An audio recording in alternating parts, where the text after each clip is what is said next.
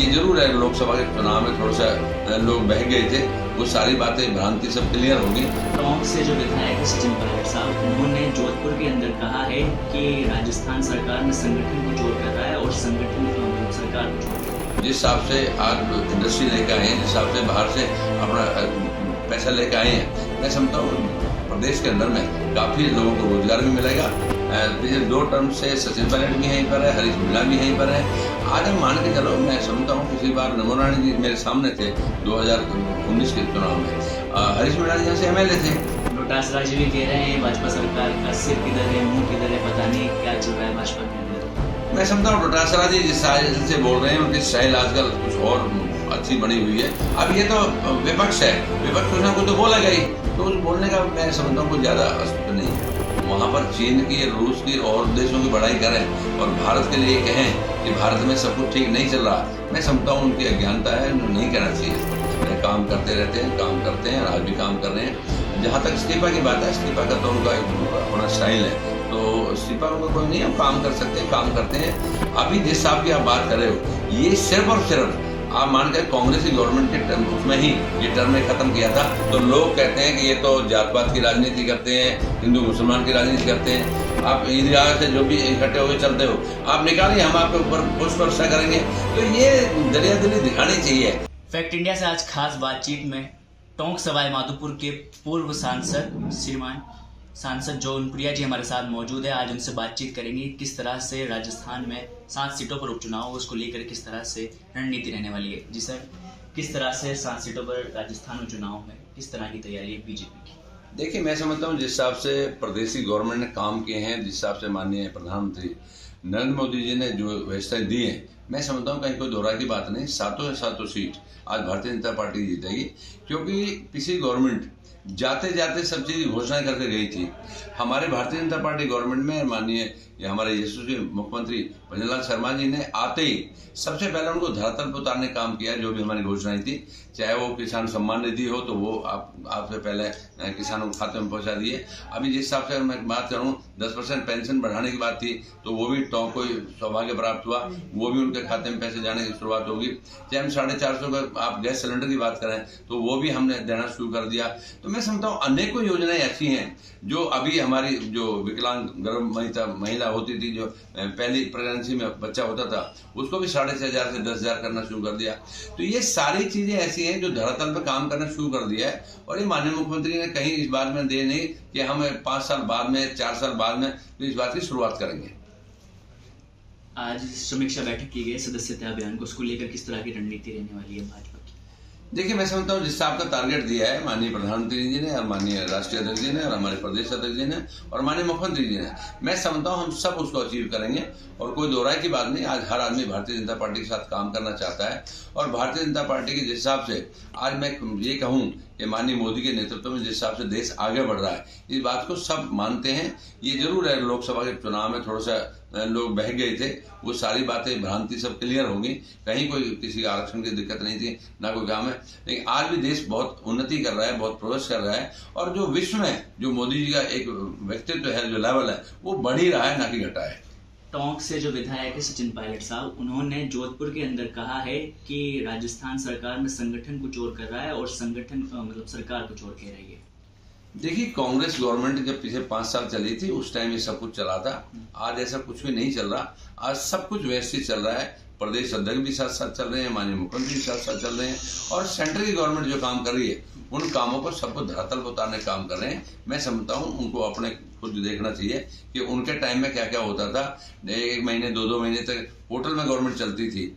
आज ऐसा कहीं भी कोई नौबत नहीं है कि होटल में गवर्नमेंट चलाने की जरूरत है। आज माननीय मुख्यमंत्री जी जिस हिसाब से आज इंडस्ट्री लेकर आए हैं, जिस हिसाब से बाहर से अपना पैसा लेकर आए हैं, मैं समझता हूँ प्रदेश के अंदर में काफी लोगों को रोजगार भी मिलेगा और काफी इंडस्ट्री भी आएंगी।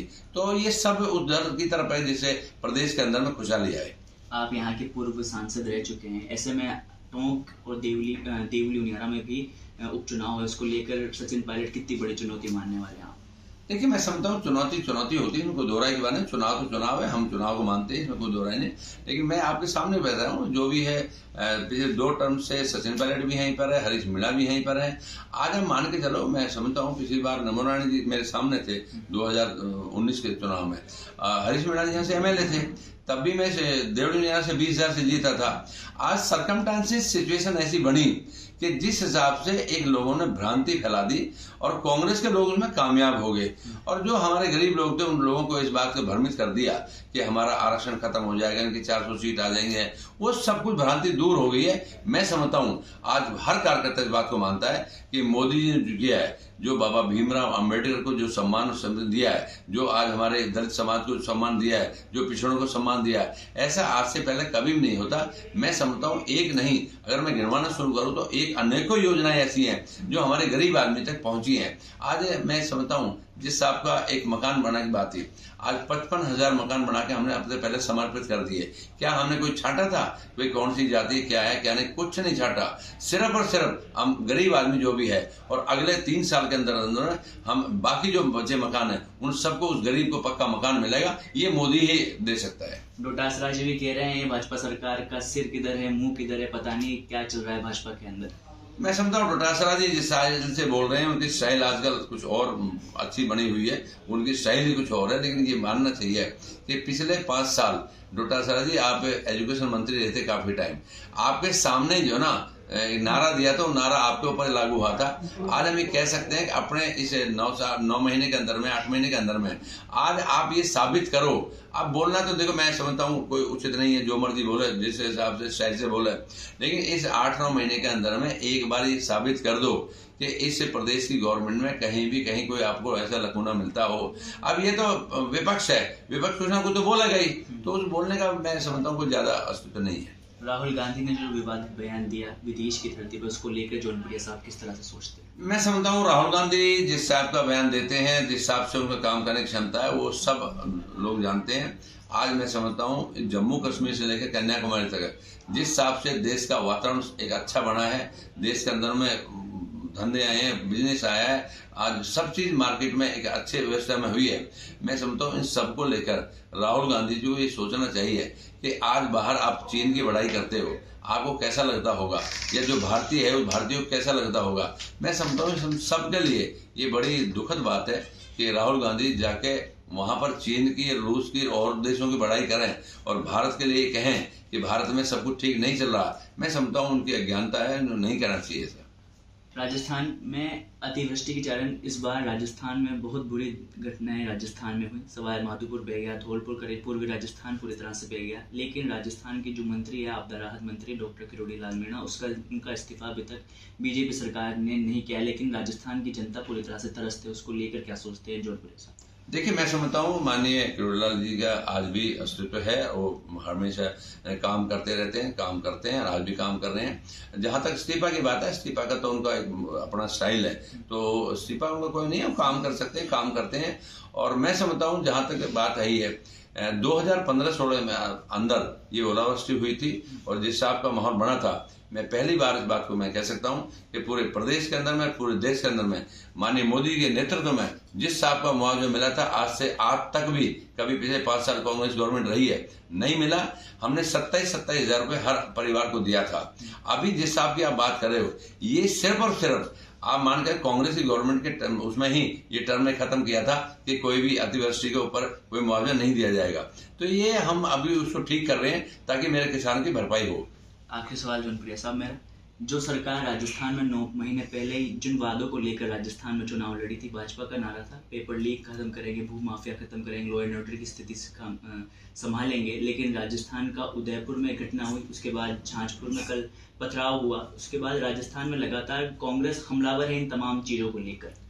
देखिए, मैं समझता हूँ कांग्रेस जिस हिसाब की तुष्टिकरण की बात करती है, जिस हिसाब को करते हैं, अगर हम उस पर थोड़ा ज्यादा कहेंगे तो लोग कहते हैं कि ये तो जात पात की राजनीति करते हैं, हिंदू मुसलमान की राजनीति करते हैं। मैं आपके माध्यम से मुसलमान भाइयों को भी ये बात कहता हूँ, अपने अपने त्यौहार आप भी खुशी से मनाओ, हम भी खुशी से मनाएं। और जिस हिसाब से आज रोड के ऊपर भगवान रामदेवड़ा के लिए जा रहे हैं, डीके कल्याण के लिए जा रहे हैं, देव महाराज के लिए जा रहे हैं, सब लोग डीजे एक ऐसा सिस्टम है कि डीजे के साथ मेरी 90 साल की माँ भी चल लेती है, मेरी 12 साल की बच्ची भी चल लेती है, मेरा ढोकरा भी चल लेता है, तो उसके सामने नाचते गाते मतलब हंसते बोलते चले जाते हैं। तो इन चीजों को लेके वो जो कर रहे हैं वो बहुत गलत है, निंदनीय है। मैं समझता हूँ समाज के जो भी हैं उन लोगों को इस बात पर गंभीरता से विचार करना चाहिए कि डीजे बजना कोई किसी के लिए हानिकारक नहीं है। मैं समझता हूँ हमारे गोपी जी मीणा ने वहां पर धरना प्रदर्शन भी किया और वो बात मनवाई भी। और मैं आज भी आपके माध्यम से कहता हूँ कि अभी मालपुरा के अंदर में खुद को समाज को आगे आना चाहिए था कि आप कावड़ यात्रा निकालो, हम आपके ऊपर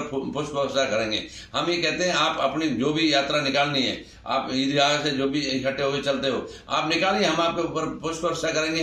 तो ये दरिया दिली दिखानी चाहिए इस देश में रहने के बाद, जब हम सब जाति इकट्ठे होकर रहते हैं, सब रहते हैं, तो ये क्यों अलग भागते हैं, क्यों अलग चलते हैं? तो ये मैं समझता हूँ बहुत अपराध का काम है, बहुत गलत काम है, ये नहीं होना चाहिए। तो मैं समझता हूँ कि खुद आज मुसलमान समाज को आगे बढ़ के ये करना चाहिए कि जिस हिसाब से कावड़ यात्रा निकलती हो तो भाई हम पुष्प वर्षा करेंगे, जिस हिसाब की रामनवमी यात्रा निकलती है, जिस हिसाब की गणेश चतुर्थी की यात्रा निकलेंगे, तो इस सब में करना चाहिए। धर्म एक ही है, भगवान एक ही है, चाहे वो अल्लाह कह लो चाहे वो कह लो, उसमें कोई परिवर्तन नहीं है, लेकिन अपने अपने मानने की बात है, वो नहीं होना चाहिए। तो ये थे हमारे साथ टोंक सवाई माधोपुर के पूर्व सांसद सुखबीर सिंह जोनापुरिया, जिन्होंने फैक्ट इंडिया से बातचीत में कई सारी बातें हमारे साथ की। कैमरा पर्सन योगेंद्र सिंह के साथ राहुल जांगीर, टोंक।